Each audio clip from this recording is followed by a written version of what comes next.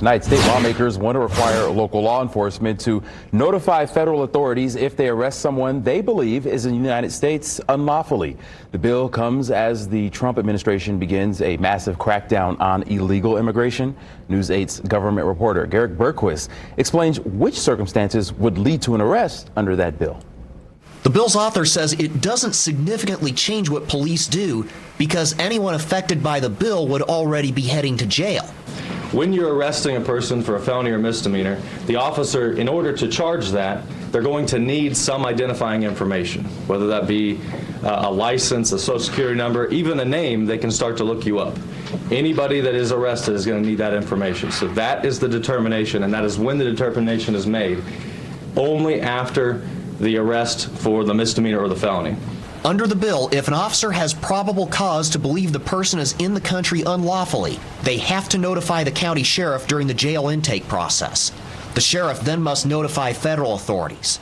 Immigration advocates say the bill could easily ensnare people who are in the country legally, or even people born here. Carolina Castoreno was born and raised here, but says that happened to her personally. I was pulled over, I was detained, and I was questioned about my status. I speak perfect English. I am a citizen of this country. I did not happen to have my social security card on me at the time, and even though I had my driver's license, that wasn't enough for them. The bill comes as the Trump administration launches a series of immigration actions at the federal level. Refugee resettlement programs have been paused. Federal troops are being deployed to the southern border.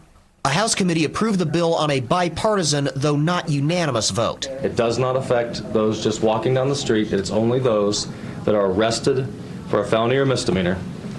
And oftentimes that determination will be made by the lack of a license, a lack of the documentation. So the individuals that said that they may be targeted, if they've got that documentation, that is not going to occur. But Castoreno says migrants might not always have their paperwork on them at their jobs, and paperwork often takes time to get mailed to them. She says the bill could lead to racial profiling. If our objective is to focus on violent criminals, then we should be doing just that. Whether they are undocumented immigrants or whether they are United States citizens, violent crimes are more of a concern than people who are simply trying to get to and from their job every day and take care of their families and contribute to this economy. The bill now heads to the full House for further consideration. At the State House, I'm Garrett Bergquist for Wish TV, wishtv.com, or follow us on Facebook for updates. Well, IMPD Chief Chris Bailey issued this statement on immigration and customs enforcement. It says IMPD has not been asked to take part in immigration sweeps, nor do we have any intention of doing so.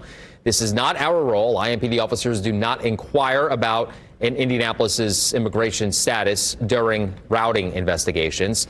We are firmly committed to fostering positive police-community partnership and ensuring the safety and well-being of everyone who lives, works, and visits our city.